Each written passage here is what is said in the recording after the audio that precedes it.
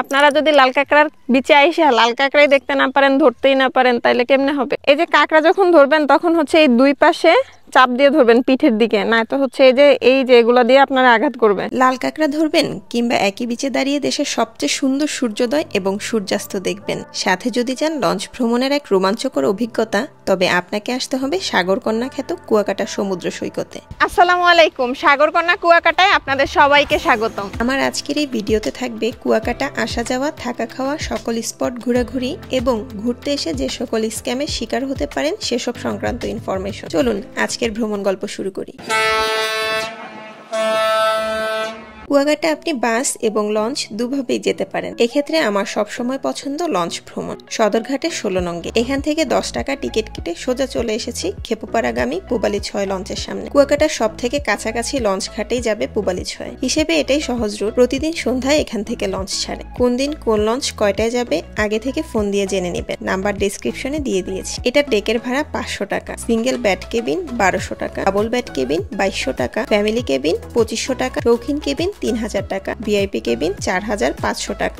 দামাদামি করে উঠবে। রাতের খাবার প্লাস সকালের নাস্তাও পেয়ে যাবেন এখানে। দুপুরের আগেই শেষ ঘাটে পৌঁছে এবার একটা অটোরিকশা রিজার্ভ নিয়ে যাচ্ছি আমাদের গন্তব্যের দিকে। দুজন হলে বাইক নিয়েও যেতে পারবেন। ভাড়া 250 থেকে 300 টাকা। চাইলে সারাদিন ঘুরে আবার রাতের বাসেও ব্যাক যেতে পারেন, নয়তো আমার মতো এক রাত থাকাটাই বেস্ট অপশন। থাকার জন্য সৈকতের আশেপাশে লো থেকে প্রিমিয়াম সব বাজেটের অনেক হোটেল পেয়ে যাবেন। যেখানেই উঠবেন নিজ দায়িত্বে দামাদামি করে নেবেন। আমি উঠেছি হোটেল গ্রেভারিন। হোটেল পুরাতন হলেও তাদের সার্ভিস এবং সিকিউরিটি সিস্টেম সন্তোষজনক। এটা নিয়ে একটা ভিডিও দেওয়া আছে চ্যানেলে, চাইলে দেখে নিতে পারেন। কুয়াকাটা সৈকতের আশেপাশে অনেকগুলো ঘোরার স্পট আছে। চার্টে অনেকগুলো দেখালেও বেশিরভাগগুলোই একটা অন্যটার পাশাপাশি। আপনারা যাতে এটা নিয়ে স্ক্যামের সম্মুখীন না হন তাই সবগুলো স্পটই দেখাবো শুরু থেকে শেষ পর্যন্ত। সাথে থাকবে লিস্টের বাইরের একটা সুন্দর স্পট। কুয়াকাটার স্পটগুলো রিল্যাক্সে ঘোরার সুবিধার্থে দুই ভাগে ভাগ করে নিতে পারেন, সূর্যোদয় কেন্দ্রিক এবং সূর্যাস্ত কেন্দ্রিক। অর্থাৎ সকালে এক সাইড ঘুরবেন আর বিকেলে অন্য সাইড। প্রথম দিন আসতে আসতে দুপুর হয়ে গিয়েছিল, লাঞ্চ করতে করতে বিকেল, তাই আর শরীরের উপর তেমন চাপ নেই।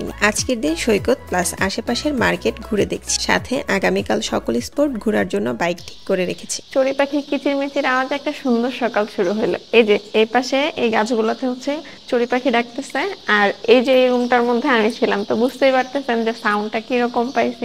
আমার ঘুম ভেঙে গেছে, অ্যালার্মের প্রয়োজন হয়। এখন আমরা কোথায় যাব?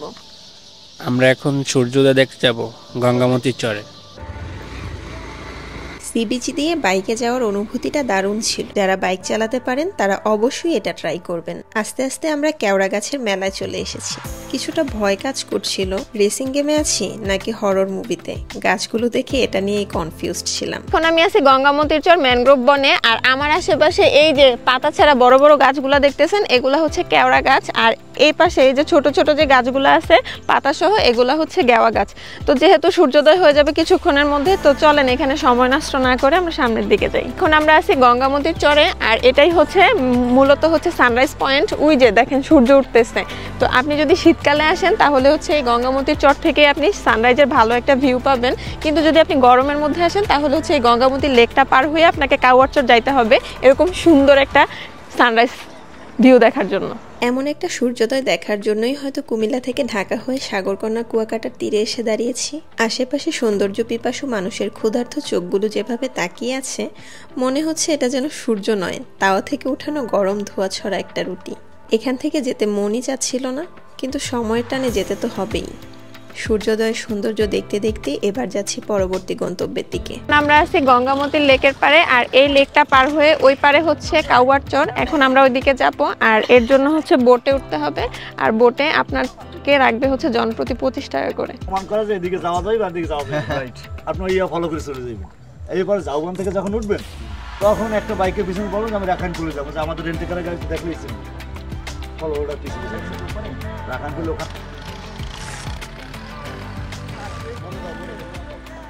নৌকা থেকে নামার সময় অবশ্যই সাবধানতা অবলম্বন করবেন।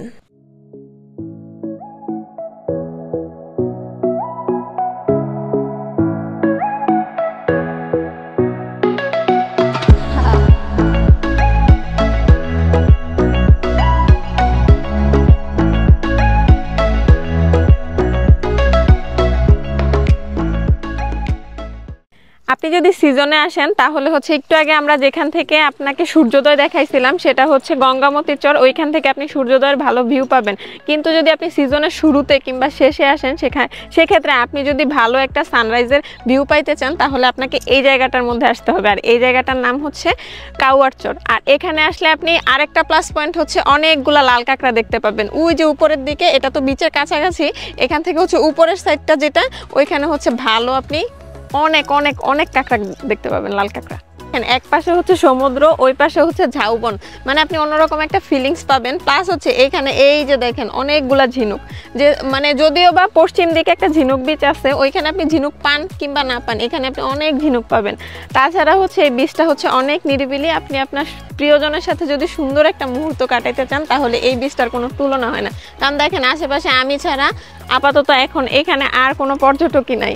আমি এখন আছি লাল কাঁকড়ার মানে সাগরে বলতে গেলে। এই যে দেখেন আশেপাশে অনেকগুলা কাঁকড়া, এই যে আমি যেই মাত্র এগুলার কাছে যাই এগুলো হচ্ছে গর্তে ঢুকে যায়। অনেকক্ষণ খোঁজাখুঁজির পর লাল কাঁকড়া ধরতে পারি নাই। ওই যে এইখানে অনেকগুলো গর্ত আছে, বাট যেটার কাছে যাই ওইটাই হচ্ছে গর্তের মধ্যে ঢুকে যায়। শেষমেশ হচ্ছে এই যে আমাদের বাইকের ভাই আলামিন ভাই, উনি হচ্ছে এই কাঁকড়াটা ধরে দিছে। তো আপনারা যদি লাল কাঁকড়ার বিচে আইসে লাল কাঁকড়াই দেখতে না পারেন, ধরতেই না পারেন, তাইলে কেমনে হবে? যদি আপনারা নিজেরা ধরতে না পারেন তাহলে নিজ দায়িত্বে ভাইয়াকে বলবেন একটা কাঁকড়া ধরে দিতে। তারপর হচ্ছে এরকম আমার মতো করে এরকম সুন্দর সুন্দর ছবি ভিডিও আপনারা নিতে পারবেন।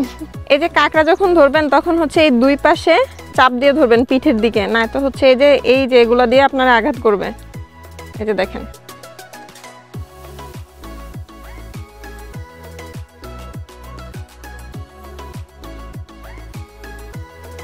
যা সিমরান জিলে আপনি জিন্দেগি।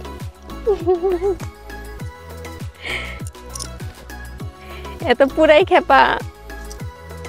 অকারণে কোনো জীবকে কষ্ট দেওয়া অনুচিত। লাল কাঁকড়া সামুদ্রিক জীববৈচিত্র্যের গুরুত্বপূর্ণ একটা অংশ। অভিজ্ঞতা সঞ্চয়ের জন্য ধরা হলেও তাকে কোনো রকম কষ্ট না দিয়ে পরিবেশে ফিরিয়ে দেওয়াই উচিত। লাল কাঁকড়াগুলোকে বিদায় জানাতেই চোখে পড়ল বিশাল বিশাল ঝাউ গাছের বনের দিকে।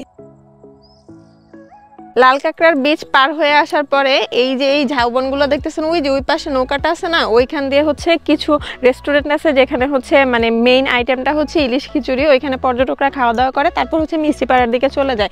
এই পাশটাতে তেমন কেউ আসে না। এই যে দেখেন আমার পিছনে অনেকগুলা ঝাউবন, মানে অনেক ঘন, মানে সচরাচর হচ্ছে আপনার বাইকার যে ভাইয়ারা আছে ওনারা হচ্ছে আপনাদেরকে ওই পাশের যে মানে হালকা পাতলা যে ঝাউবনগুলো আছে ওইগুলো দেখাবে, বাট এইখানের ঝাউবনগুলো হচ্ছে অসম্ভব সুন্দর। এই যে দেখেন আপনি পিছনে দেখলে বুঝতে পারবেন। তো এই পাশটাতে আসে না তেমন কেউ। তো আমরা ওই পাশটাতে মানে ওই স্পটটা পার হয়ে চলে আসছি এদিকে, কারণ হচ্ছে আমরা এখন একটা নতুন স্পটে যাব যেটা সম্পর্কে পর্যটকরা তেমন বেশি জানে না। তো চলেন আমরা ওইটাতে যাই এবং জেনে নেই আলামিন ভাইয়ের কাছ থেকে ওই স্পটটা আসলে কোনটা। এখান থেকে আপনার উত্তর দিকে আরো একটা নতুন স্পট হয়েছে, তো ওটার নাম হচ্ছে মিনি সুইজারল্যান্ড। এটা হচ্ছে নতুন স্পট যেটার নাম হচ্ছে মিনি সুইজারল্যান্ড, কিছুক্ষণ আগে আলামিন ভাই আপনাদেরকে বলছে। আর এই পাশটা হচ্ছে এত পরিমাণ সবুজে ঘেরা, এই যে দেখেন আশেপাশে ধান ক্ষেত, তারপরে ঝাউবন, ওই পাশে হচ্ছে কিছু ওই যে গেওয়া গাছ দেখা যাইতেছে। আর এটাতে মূলত হচ্ছে গরু চড়ানো হয়। আর ওই যে দেখেন দূরে কিছু জেলেদের নৌকা রাখা আছে, এখান থেকে ওনারা হচ্ছে মাছ ধরতে যায়। আর এই পাশে হচ্ছে এই যে ঝাউবনটা আছে, ঝাউবনের ভিতরে হচ্ছে স্থানীয়রা কিছু মানে জেলেরা আর কি কিছু হ্যামক বানায় দিছে মানুষের জন্য, যাতে মানুষ আসলে ঘোরাঘুরি করতে পারে, মানে ঘোরাঘুরি করে ক্লান্ত হয়ে গেলে এটার মধ্যে কিছুক্ষণ রেস্ট নিতে পারে বা বসে থাকতে পারে, সময় কাটাইতে পারে আর কি। যেহেতু পরিবেশটা নিরিবিলি, এখানে হচ্ছে হ্যামকে আপনি দোল খাইতে খাইতে হচ্ছে আপনার ঘুমও চলে আসবে, এত ঠান্ডা পরিবেশ। আপনি যদি কুয়াকাটা আসেন তাহলে অবশ্যই হচ্ছে এই প্লেসটাতে আসবেন। যেহেতু আমি নিরিবিলি পরিবেশ খুব পছন্দ করি, তার কারণে হচ্ছে আমার এই পরিবেশটা এত পরিমাণ ভালো লাগছে, আমার মন চাইতেছে যে আমি এখানে ঘন্টা দেড়েক হচ্ছে সময় কাটাই। বাট হচ্ছে আমার হাতে এখন টাইম নাই, আমাকে নাস্তা করতে হবে, ফিরে যাইতে হবে, আরো কয়েকটা স্পট হচ্ছে ঘুরতে হবে।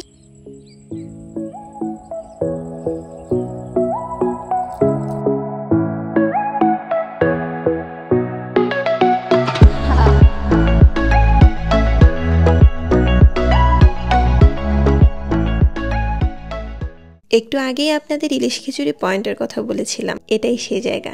আপনারা চাইলে এখানে নাস্তা সেরে নিতে পারেন।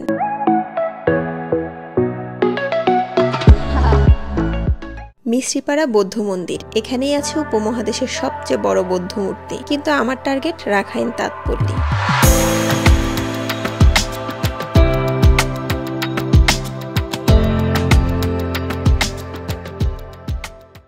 এই পল্লীতে আছে অসংখ্য দোকান, যেখানে রাখাইনদের বানানো কাপড় এবং অলংকার থেকে শুরু করে গৃহসজ্জার বিভিন্ন জিনিস পাওয়া যায়।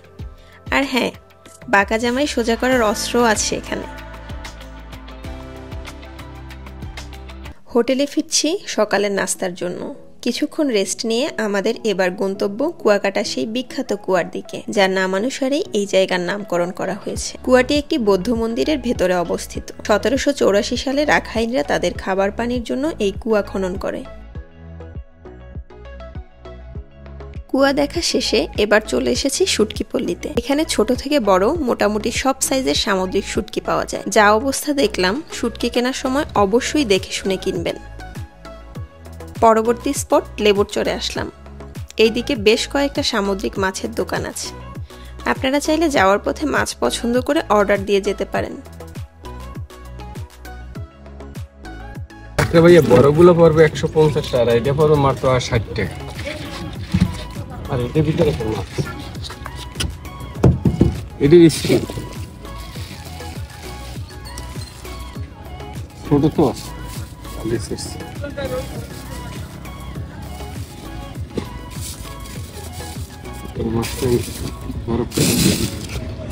কত করে? এটা কত করে? 100 টাকা। তবে ভালো মানের সামুদ্রিক মাছ খেতে চাইলে আপনাদের যেতে হবে অন্য একটা জায়গায়। সেটার ইনফরমেশনও পাবেন ভিডিওর শেষ অংশে। লেবুর চরে কিছু সময় কাটিয়ে চলে এসেছি ঝিনুক বিচে। সমুদ্রের পাড়ে ঝিনুক কুড়ানোর অনুভূতিটা অন্যরকম। যেন ঝিনুক নয়, কুড়িয়ে নিচ্ছি স্মৃতির ভান্ডার। ঝিনুক কুড়ানোর সময় চোখ পড়ল পাশের ঝাউবনের দিকে। গাইড ভাই জানালেন এটাও নাকি তাদের ঘুরানোর একটা স্পট। ঝাউবনের পরিবেশে দেখে মনে হলো সন্ধ্যার পর এই দিকটায় থাকা বিপজ্জনক। এখান থেকে একটু সামনের দিকে গেলেই সমুদ্রের মাঝে একটা জঙ্গল দেখা যায়। এটা সুন্দরবনের একাংশ। এর পাশেই আছে 3 নদীর মোহনা। অবশেষে বহুল প্রতীক্ষিত সূর্যাস্তের দেখা পেলাম। মনে হচ্ছে সমুদ্র যেন একটু একটু করে খেয়ে নিচ্ছে সূর্যটাকে। অপূর্ব।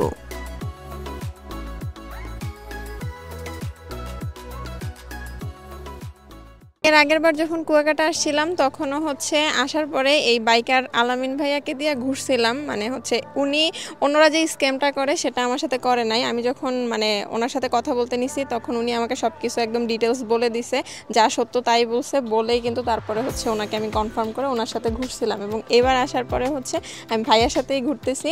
তো আপনারা যদি কুয়াকাটা আসার পরে ঘুরতে চান তাহলে ভাইয়ার সাথে ঘুরতে পারেন। নিঃসন্দেহে একজন বিশ্বস্ত মানুষ পাবেন, ঠিক আছে? আর কোনো ইনফরমেশন লাগলে সেটার জন্য হচ্ছে ভাইয়ার সাথে কল করে কথা বলতে পারেন। তো ভাইয়া আপনার নাম্বারটা বলুন। আসসালামু আলাইকুম, আমার নাম হচ্ছে মোহাম্মদ আলামিন শিকদার, আর আমার নাম্বার হচ্ছে 01716141517। কুয়াকাটা আসার পরে যদি আমার কথা উল্লেখ করে আপনাকে বলে যে আপনার সাথে ঘুরবে, সেক্ষেত্রে কি আপনি ডিসকাউন্ট দিবেন? হ্যাঁ, অবশ্যই দেবো। যদি কেউ ফোন দিয়ে আপনার কথা বলে তাহলে তার জন্য অবশ্যই ডিসকাউন্ট আছে। কুয়াকাটার সর্বপ্রথম দোকান এটা কাউসার ফিশ ফ্রাই ঘর, এবং কুয়াকাটা ফিশ ফ্রাই প্রতিষ্ঠাতা বলে আমাকে। আমি ভাইরাল কাউসার ভাই। এখানে কোনো মাছ ত্রুটি বিচ্ছিন্ন হলে সাথে সাথে টাকা রিটার্ন দেওয়া হয় এবং একদমে বিক্রি করা হয়।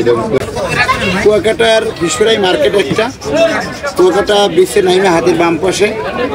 আর বিশেষ করে নাম স্মরণ না থাকলেও, কাউসার ফিশ ফ্রাইগার স্মরণ না থাকলেও, কুয়াকাটা সর্বপ্রথমকে ফিশ ফ্রাই তৈরি করছে এই কথাটা বললে আপনাকে অবশ্যই আমার ঠিকানা সে বললে দেবে। মেদিটা বলতো এটা হচ্ছে পুরস্কার। কেন বুঝলেন? এটা দিয়ে মহিলার ভিতরে এটা কি আরো চওড়া থাকে এই রেখাটা? হ্যাঁ। কুয়াকাটা ভ্রমণ সংক্রান্ত জিজ্ঞাসা থাকলে কমেন্ট করতে পারেন। পরবর্তী কোন জায়গার ভিডিও চান অবশ্যই জানাবেন। দেখা হবে নতুন ভিডিওতে। ভালো থাকবেন। আল্লাহ হাফেজ।